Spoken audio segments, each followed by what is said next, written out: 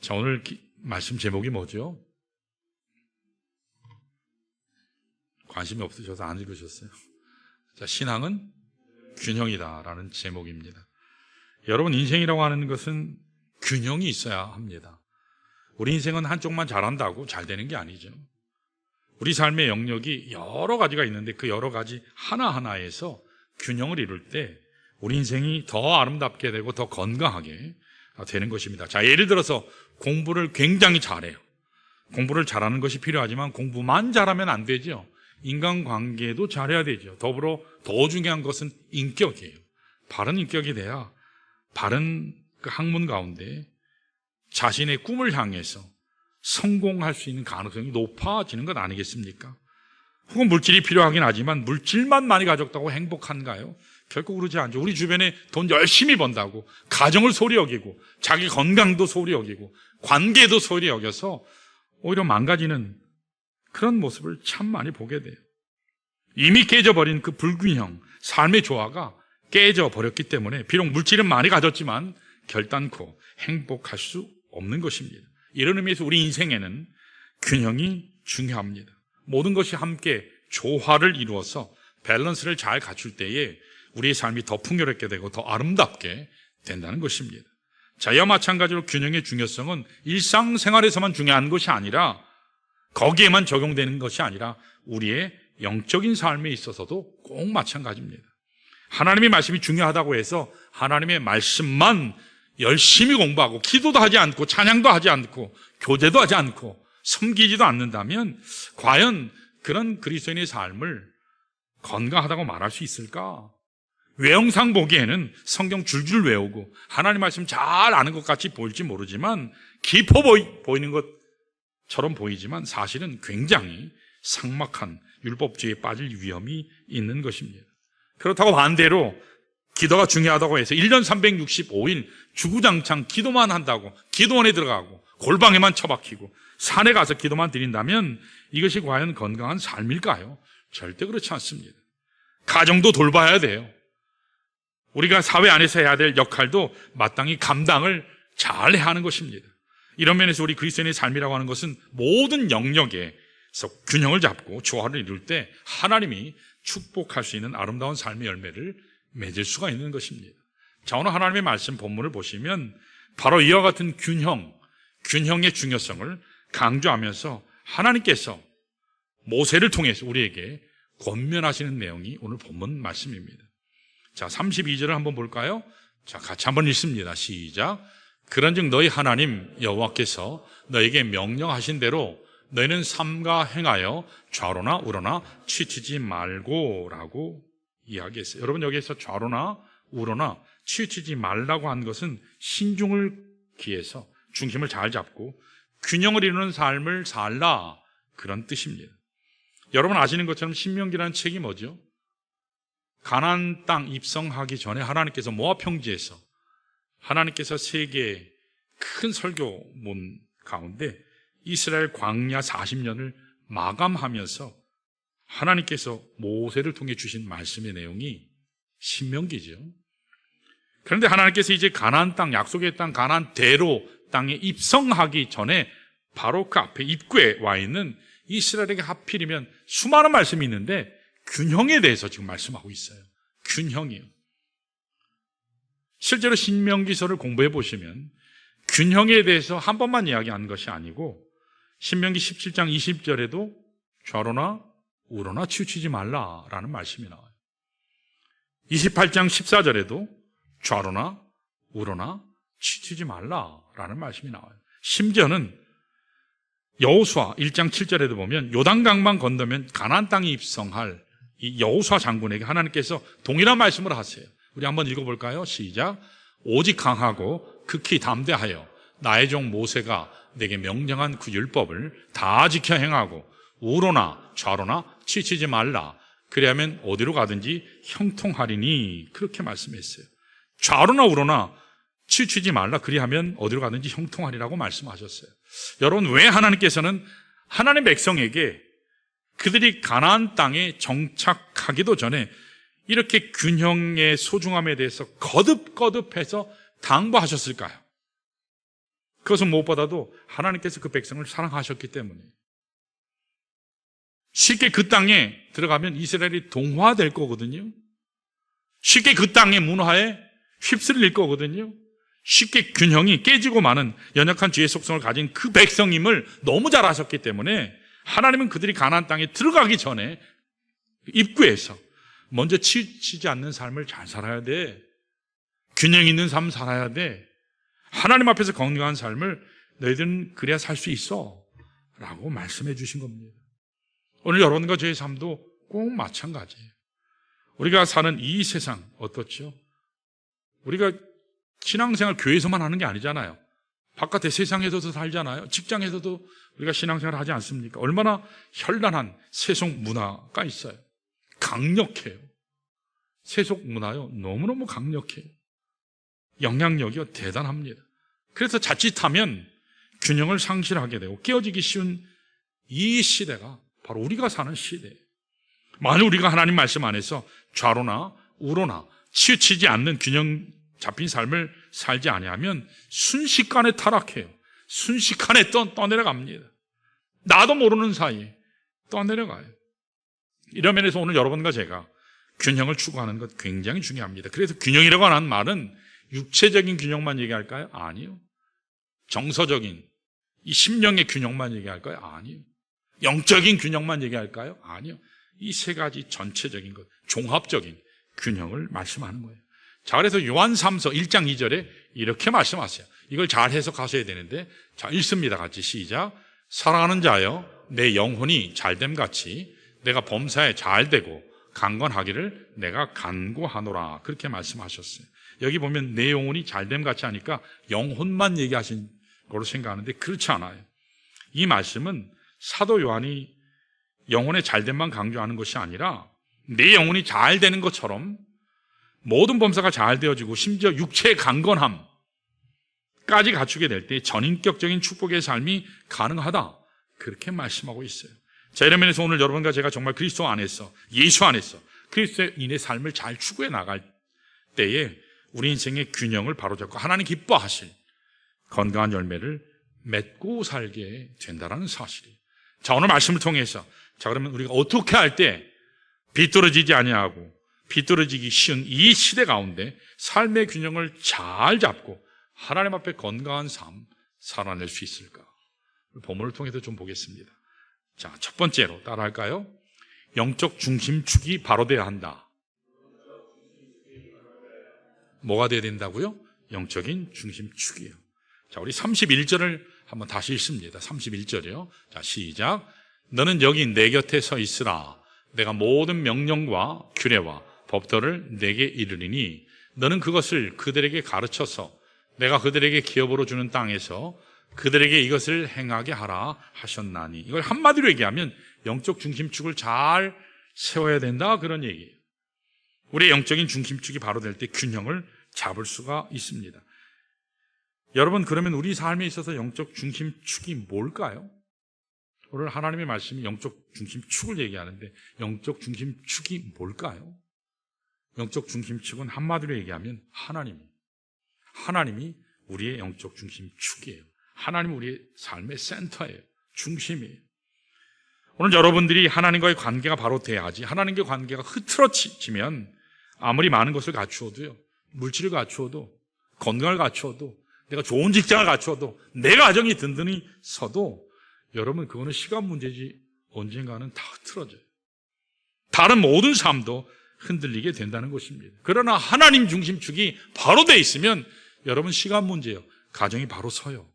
물질의 문제도 해결이 돼요. 자녀의 문제도 해결이 돼요. 건강의 문제도 해결이 돼요. 오늘 본문의 이스라엘 백성의 경우가 좋은 예예요. 그들이요, 분명히 풍족한 비옥한 땅인 젖과 꿀이 흐르는 가나안 땅에 들어갔지요. 그렇잖아요. 하나님의 말씀이 이렇게 나오잖아요. 그들의 땅은 분명히 풍요롭고 축복돼야 할 텐데 사실은 성경 기록을 보면 그렇지 못했어요. 이유가 뭘까요? 그들 중심에 하나님을 두지 아니하고 가나안 땅에 들어가서 얼마 안 있어서 그들이요, 그 지역 사람들이 섬기는 바알을 섬겼어요. 아세라 우상을 섬기기 시작했습니다. 그렇기 때문에 그들의 삶의 균형이 깨어진 것입니다. 아무리 환경이 부여하고 풍요로우면 무엇합니까? 젖과 꿀이 흐르는 아주 비옥한 땅에 들어갔다 할지라도 하나님이 그 마음 중심에 제대로 계시지 않으니까, 하나님을 상실하니까 악한 세상의 우상이 그들 마음을 차지한 겁니다. 이스라엘 백성의 모든 삶의 터전은, 균형은 깨지고 결국은 무너져서 다시 흩어지게 돼서 패망하는 그런 모습을 하나님의 말씀이, 선지서가, 구약이 증거하지 않습니까? 이런 면에서 오늘 여러분과 저의 삶 가운데 우리가 오늘 질문해야 되는 게 있어요. 내 삶 가운데 중심에 누가 서 있느냐? 여러분 질문하셔야 돼요. 과연 지금 내 삶의 중심에는 누가 계시는가? 만일 하나님이 내 마음 중심에 계시지 않는다면 여러분 심각하게 생각하셔야 돼요. 하나님이 내 가정 중심축에 계시지 않는다면 여러분 깊이 생각하셔야 돼요. 말로만이 아니라 내 삶에서 실제로 하나님이 내 삶 가운데 중심에 계시지 않는다면 심각하죠. 만일 하나님이 우리 교회 중심축에 계시지 않는다면 외형적인 것 아무리 다 갖추어도 여러분 우리는 흔들릴 수 있고 무너질 수밖에 없습니다.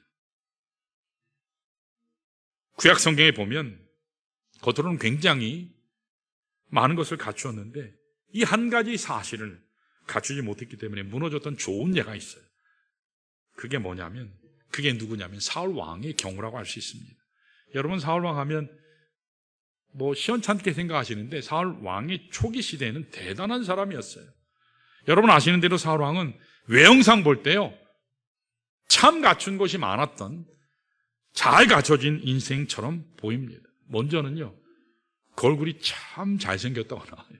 미남이라고 나와요. 거기다가 키도 컸어요.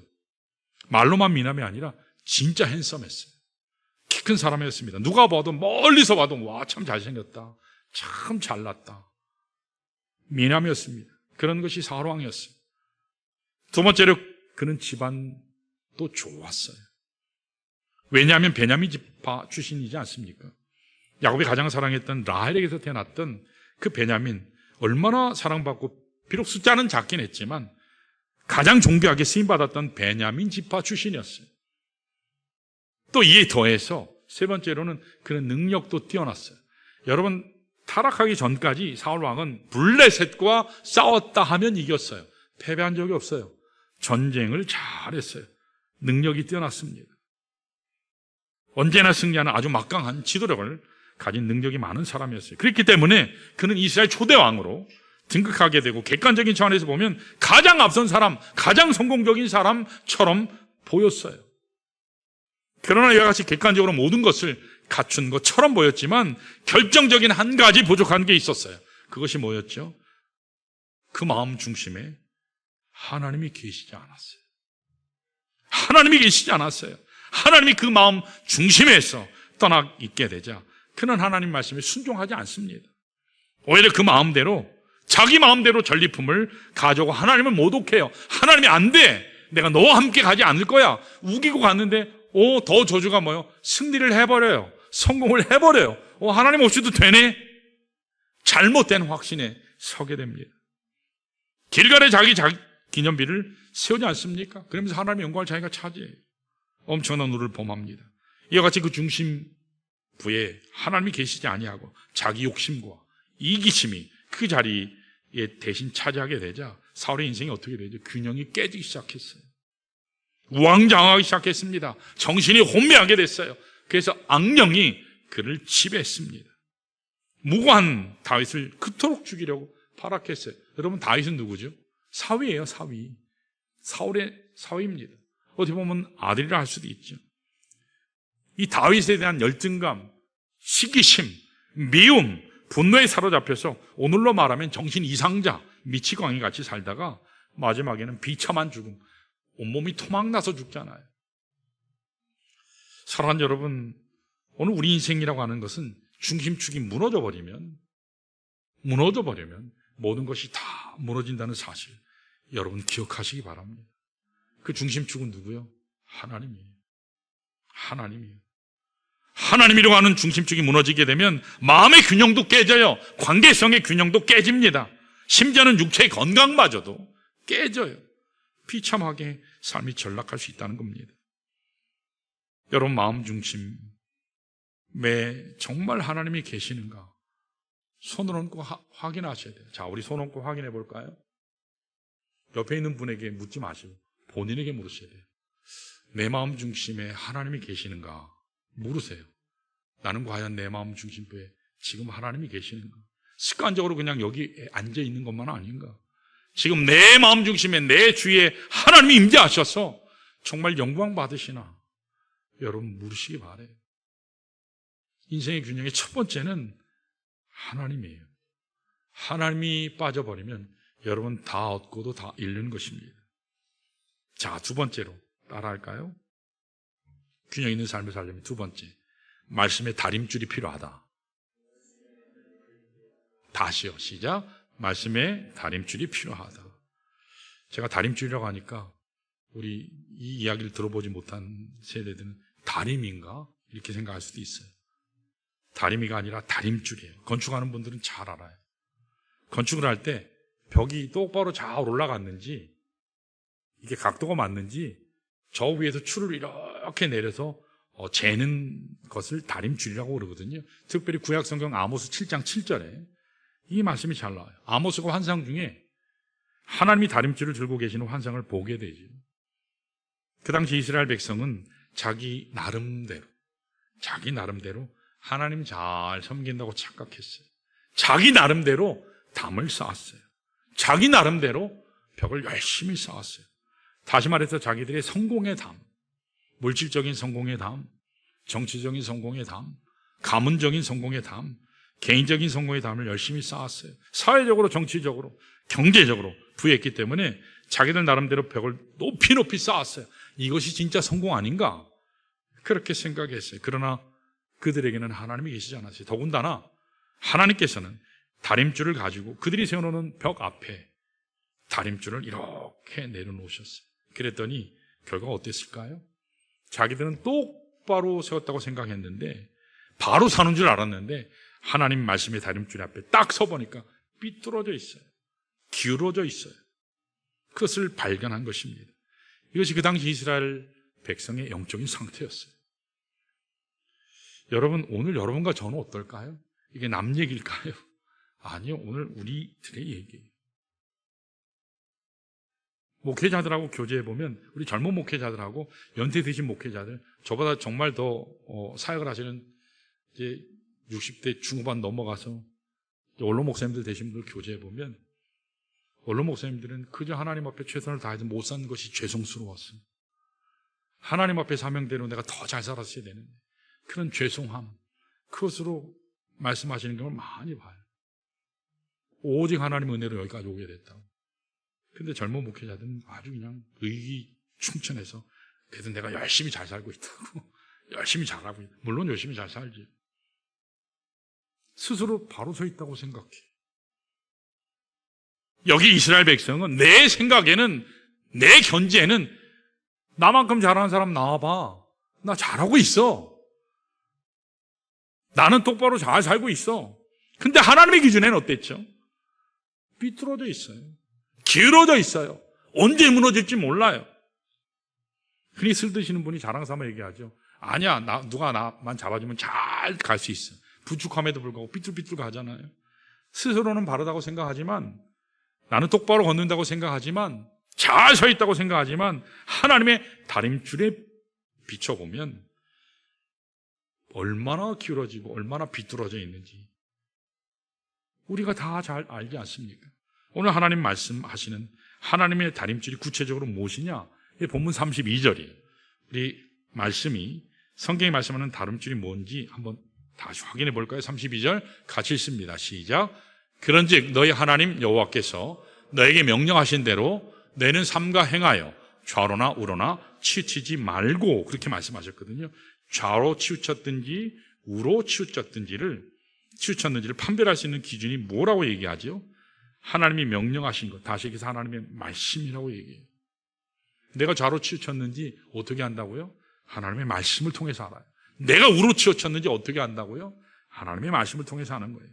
오늘 우리 인생이 바로 섰는지 비뚤어졌는지, 내가 나의 삶이 똑바로 서서 올바른 열매를 향해 달려가고 있는지, 아니면 비뚤어져서 하나님 기뻐하시지 않는 잘못된 방향으로 가고 있는지, 무엇을 가지고 알 수 있다고요? 하나님 말씀을 가지고 알 수 있는 거예요. 내 생각이 아니고 내 경험이 아니에요.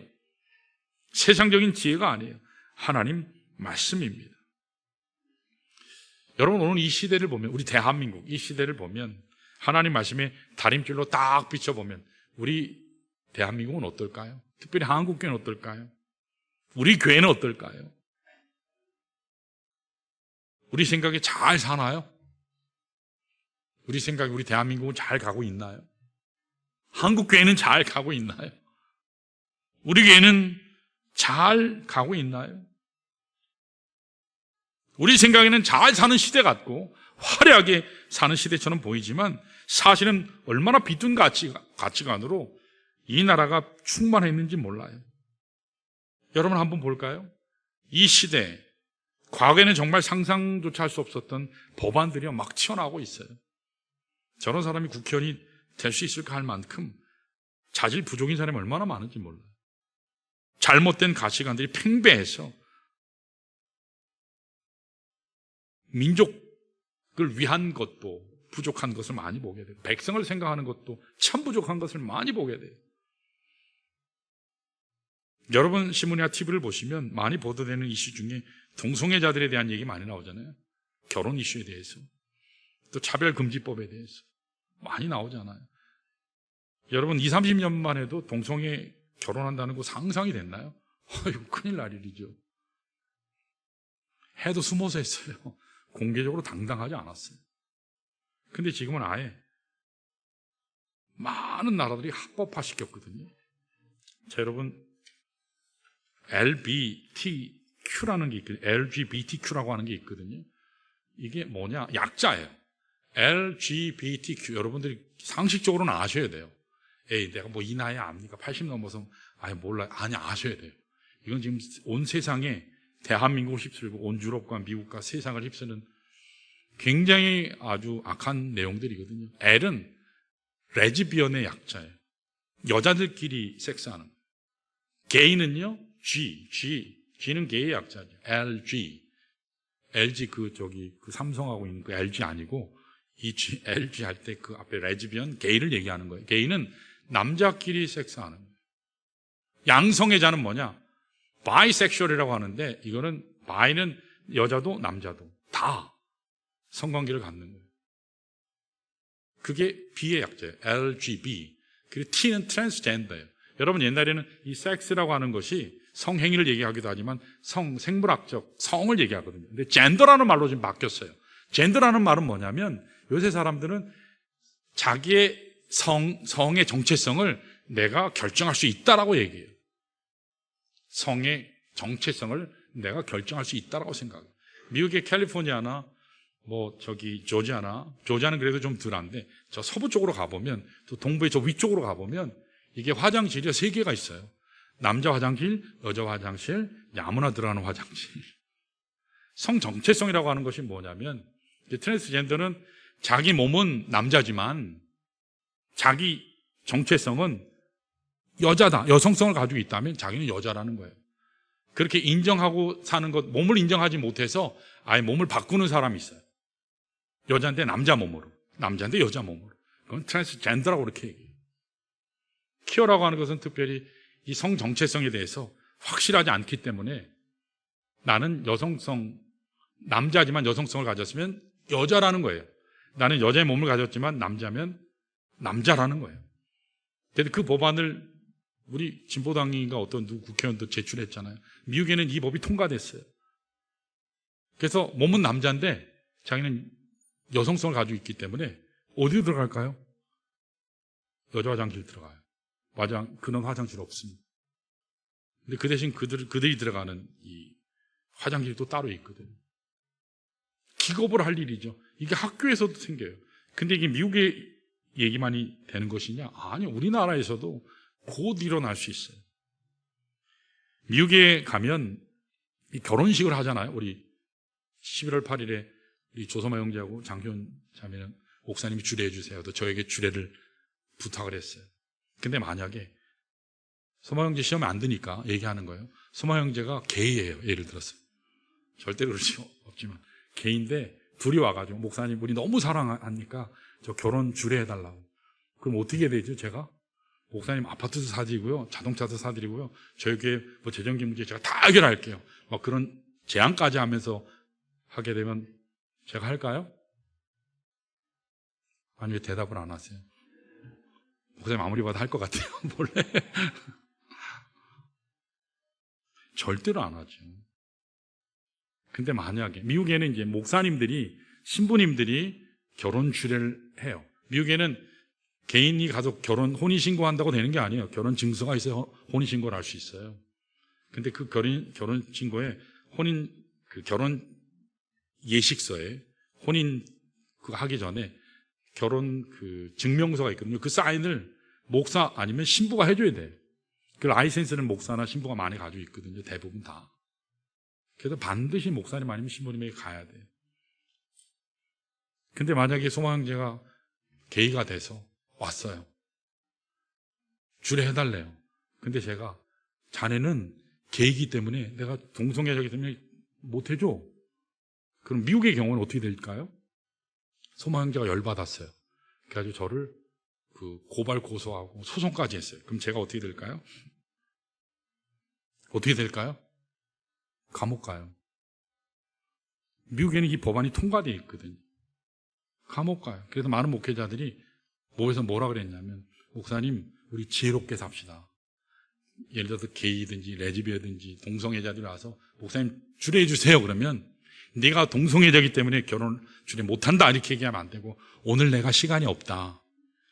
이번 주 스케줄이 꽉 차서 미안하다 이렇게 해서 돌려보내야지 너 동성애자라 안 해준다. 그럼 감옥 가니까 우리 목사님들 조심합시다. 그렇게 얘기했었어요. 실제로. 여러분 이게 곧 한국 우리나라가 당면할 과제가 되고 있어요. 이것이 우리가 살고 있는 세상이에요. 이 사회가 화려하게 보이세요. 진보적인 가치, 진짜 진보는 정말 중요해요. 진보가 있어야 돼요. 진보가 없으면 발전이 없거든요. 근데 이 나라의 진보는 이상한 진보예요. 진보예요. 진보적이고 세계적으로 잘 사는 나라처럼 보이지만 하나님 말씀에 다림줄 앞에 세워보면 얼마나 많은 것이 비뚤어져 있는지 몰라요. 얼마나 많은 것이 잘못된 것이 많은 사회인지 우리 기억하셔야 됩니다. 오늘 우리들은 어떠한가요? 우리 교회는 어떤가요? 여러분 높아심에서 동성애자는 절대 교회 발들이지 못하게 한다. 아니요. 그들도 하나님이 사랑하시는 한 영혼이에요. 그들에게도 복음 전해야 될 줄 믿습니다. 그들 품어야 돼요. 오면 내쫓는 게 아니라 품어야 돼요. 사랑해야 돼요. 그게 하나님의 뜻이에요. 우리 개인 말씀에 물으셔야 돼요. 나의 삶은 어떤가? 여러분 하나님의 다림줄에 여러분 잘 비춰보시면 좋을 것 같아요. 여러분 성 어거스틴 아시잖아요. 성 어거스틴이 쓴 참회록이 있어요. 이분이 과거 예수 믿기 전에 정말 엉망으로 살았어요. 15살에 이미 애를 낳았어요. 사생아 낳고 책임도 안 지고 허랑방탕하게 살았어요. 또 머리는 얼마나 좋은지. 특별히 공부를 많이 해서 뛰어난 지성인이 됐는데 당시 이 알렉산드리아를 중심으로 해서 수사학을 공부했는데 수사학이 퀴즈였어요. 수사학은 이제 말빨, 변론하는 그런 거거든요. 웅변술. 정말 화려한 또 철학을 공부하고 누구보다도 앞서가는 지성인 중에 지성인이 바로 어거스틴이었습니다. 그는 수단 방법 가리지 않고 출세를 위해서라면요 남을 짓밟으면서 다 뺏었어요. 올라서서 명예도 얻고 지위도 얻고 또 최고의 지성인이라는 타이틀까지 얻게 됩니다. 그리고 화려한 옷을 항상 입고 가장 좋은 음식을 먹고 부유하고 방탕한 삶을 살았어요. 이렇게 오랜 세월을 사는데 이런 식으로 살다 보니까 항상 공허했어요. 근데 어느 날 길을 이렇게 지나가는데 길바닥에 거지가 하나 누워있는 거예요. 거지가 누워있는 걸 자기가 거지를 처음 보는 거죠. 근데 충격을 받았어요. 그 거지를 보면서 왜 충격을 받았냐면 이 거지는 저렇게 행색이 남루하고 초라한 옷을 입고 그냥 저렇게 누워있는데 왜 저 얼굴에는 저렇게 행복한 얼굴이지? 저렇게 기쁨이 넘치지? 빛이 막 넘치는 거예요. 빛이 막 나요. 그 자신에게 질문합니다. 나는 옷도 잘 입고 만나는 것도 먹고 좋은 집에 살고 최고의 지성인인데 모두가 부러워하는 지위도 갖고 부를 가지고 있는데 왜 나한테는 저런 기쁨이 없지? 왜 나한테는 저런 행복이 없지? 난 다 가졌는데 왜 도대체 저 친구는 아무것도 없는데 왜 저 친구가 있는 기쁨은 나한테 없지? 저 친구가 있는 행복은 왜 내게 없지? 그런데 그 사람에게 다가가서 묻습니다. 대화하고 확인해 봤더니 그 사람은요 굉장히 단순하고 솔직했어요. 감출 게 없어요. 지킬 게 없어요. 숨길 게 없어요. 여러분 거지가 숨길 게 있나요? 숨길 게 없어요. 그저 있는 모습 그대로, 있는 삶 그대로 자기를 이렇게 드러내는 삶을 살았기 때문에 그 사람이 당당하고 자유로운 것을 그가 보고 깨달았어요. 사랑하는 여러분, 오늘 여러분과 저도 마찬가지. 우리 하나님 앞에 나아가서 하나님 말씀의 잣대 앞에 여러분 정직하게 내놓으시기 바랍니다. 여러분 한 주간 얼마나 고생하며 사셨어요? 얼마나 힘들게 사셨어요? 얼마나 고민하며 사셨어요? 그러느라고 이 안에 하나님으로 충만한 게 아니라 걱정, 근심, 분노, 불안, 두려움, 우울함 이런 것으로 가득 차 있지 않으셨어요? 나의 죄를 예수 그리스도의 보혈 앞에 그 십자가 앞에 다시 자백하는 순간부터 우리는 다시 자유케 될 줄 믿습니다. 그 자유케 되는 삶을 여러분 누리시기를 바랍니다. 자, 마지막 세 번째 따라할까요? 우리의 삶을 조정해야 한다. 집사람은 항상 저한테 영어 쓰지 말고 한국말로 얘기하세요. 그러는데 제가 영어를 절대로 잘하지 않아요. 영어 잘하는 사람은 저기 뒤에 둘이 앉아있고 제 아들이랑. 여러분 조정이라고 제가 얘기했잖아요. 조종과 조정은 다르죠. 조종은 쉽게 얘기하면 한국 사회를 휩쓸고 지금도 얘기하는 가스라이팅. 뒤에 이렇게 조종하는 거죠. 이게 매니플레이트라고 그러거든요. 그러니까 꼭두각시처럼 뒤에서 이렇게 조종하는 거예요, 사람을. 자기 뜻대로 뒤에 서서 사람을 조종하는 거예요. 이게 굉장히 나쁜 거죠. 근데 그거 가장 많이 하는 게 부모인 거 아시죠? 부모가 제일 많이 그렇게 해요, 자식에게. 사랑이라는 이름으로 그렇게 참 많이 하죠. 근데 조정은 달라요. 조정은 뭐죠? A라고 하는 이 잘못된 부분에서 원래 정상인 B로 이렇게 움직이는 것을 조정이라고 그래요. 이 어저스트먼이라고 이렇게 얘기하거든요. 조정하는 거예요. 여러분 우리 삶을 하나님 중심에 맞추고 또 말씀에 이렇게 맞추는 게 쉬울까요? 쉽잖아요. 여러분 하나님 말씀 주일마다 이렇게 같이 듣잖아요. 듣고 나면 보편적으로 성도들이 마음이 어떨까요? 보편적으로 하나님 말씀 듣고 나면 기쁨이 넘치세요? 갈등이 오세요? 이거 어떻게 대답해야 될지, 그렇죠? 기쁨이 넘치세요? 갈등이 오세요? 보편적으로 하나님 말씀 듣고 나면 반드시 갈등이 오게 돼 있어요. 여러분 하나님 말씀으로만 충분하나요? 하나님 말씀 듣는 거로만 충분하나요? 아니죠. 하나님 말씀 묵상하는 거로만 충분한가요? 아니죠. 하나님 말씀을 행할 때 능력이 나타나요. 근데 하나님 말씀 행하는 거 참 쉽지 않아요. 쉽지 않아요.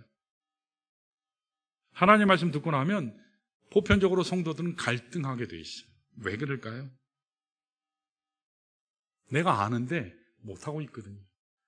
하나님 말씀에서 분명히 도전하는데 하나님 말씀은 하라 하는데 나는 지금 못하고 있어요. 그래서 갈까 말까, 할까 말까, 순종할까 불순종할까, 반드시 갈등이 와요.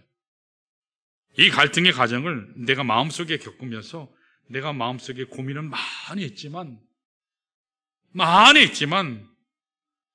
그래 주님께서 말씀하셨으니까 내가 말씀에 순종하자라고 할 때 행하는 행동이 무엇이냐? 그때 그것을 조정이라고 얘기해요. 내 삶을 조정하는 거예요. 누구에게로요? 하나님께로 조정하는 거예요. 여러분 정말 여러분들이 하나님 말씀을 순종해서 가려면 내가 가지고 있는 것을 포기하고 버리지 아니하면 말씀의 순종대로 갈 수 없다는 거 여러분 잘 아시죠? 침례의식에도 제가 이따 질문할 건데 여러분들에게도 동일하게 질문합니다. 저에게도 항상 질문하는 것이고 내 삶의 모든 영역에서 진짜 주인이 여러분 예수인가? 여러분 모든 삶의 영역에서 그러면 내가 하나님 앞에 주일 성수하는 것이나 드림에 있어서는 11조를 포함해서 다 해요.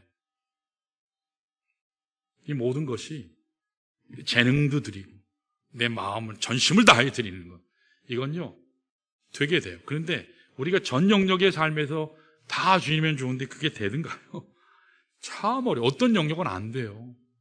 어떤 영역은 잘 되는데 어떤 영역은 안 돼요. 성경에서도 보면 아브라함이요 누구 때문에 실패하지? 힘들어하죠? 아들이요 아들. 야곱, 요셉, 이삭 다 그랬잖아요. 아들이요 자식이요 자식 때문에. 오늘 대한민국의 엄마들 특별히 엄마들이 참 수고 많잖아요. 조정이라고 하는 것은 반드시 대가 지불이 함께 가야 하는 것입니다. 정말 여러분 한 분 한 분이 여러분들의 삶을 놀랍게 만들고 변화시키기를 원한다면 조정하셔야 돼요.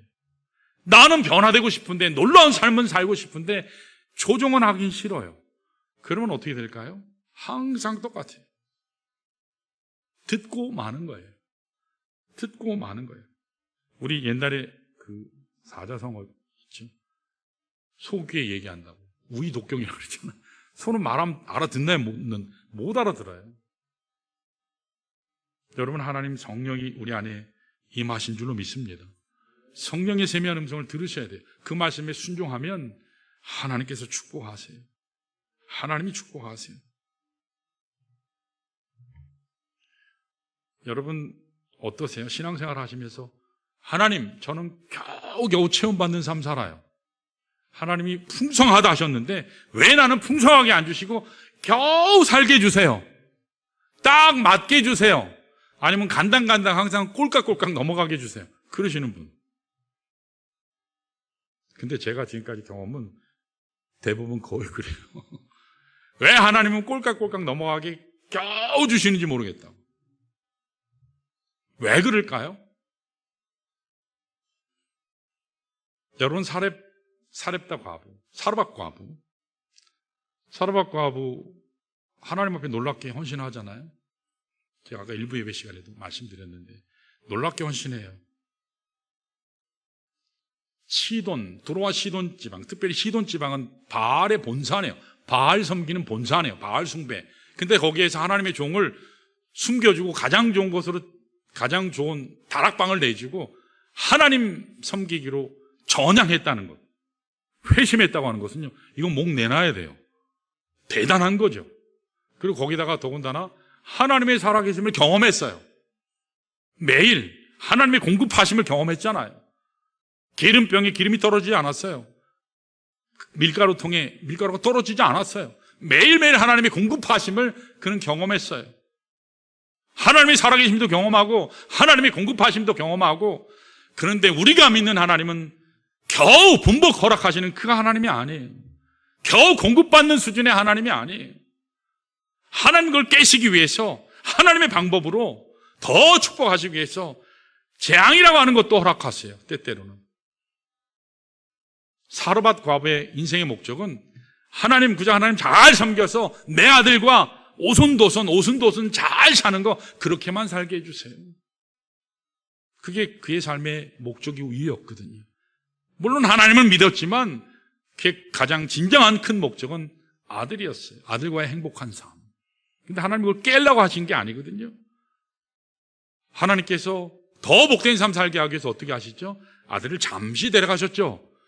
여러분 하나님을 열심히 섬겼어요. 근데 내 자식의 문제가 생기고 내가 하나님 은혜 가운데 열심히 달려갔는데 하나님께서 축복하시지 않는다. 이게 심각하잖아요. 자, 제가 여기에 목회 하나님 부르셔서 거의 10년 전에 왔죠. 근데 아이들을 놓고 왔어요. 근데 아이들이 점점 힘들어져요. 제 가정이 망가지기 시작하는 모습이 보여요. 하나님께서 좋은 교회 성도들의 가정은 세우라 하시면서 왜 내 가정은 깨트리십니까? 이게 하나님 방법이세요? 하나님 목적이십니까? 얼마나 새벽마다 울부짖었는지 몰라요. 하나님 이게 목회입니까? 내 가정은 깨지면서 남의 가정은 세우는 것, 이게 하나님 목적이십니까? 근데 하나님은요, 하나님이 살아계심을 시시때때로 성도들 삶과 함께, 죄의 삶과 함께 하나님이 끊임없이 보여주셨어요. 놀라운 하나님, 참 하나님을 경험하게 하셨어요. 사르밧 과부의 모습이 어떻죠? 동일해요. 그저 공급받는 겨우겨우 사는 삶이 아니고, 아들을 데려가셨을 때 그는 어땠죠? 지금까지 받았던 모든 하나님 은혜는요, 그냥 물거품처럼 느껴졌어요. 하나님 살아계시며 소용없어요. 아들 죽었는데 하나님 기적적으로 거의 2년 이상 넘게 공급하신 것으로 보거든요. 그거요, 의미 없어요. 아들 죽었는데 내 살아있는 삶의 목적이 아들인데 왜 당신이 내게 찾아와서 나로 죄가 드러나게 해서 벌받게 하냐, 재앙이 오게 하냐? 엘리야에게 이렇게 따지지 않습니까? 여러분, 너무너무 막막하잖아요. 그때 우리 말씀 나눴잖아요. Why me?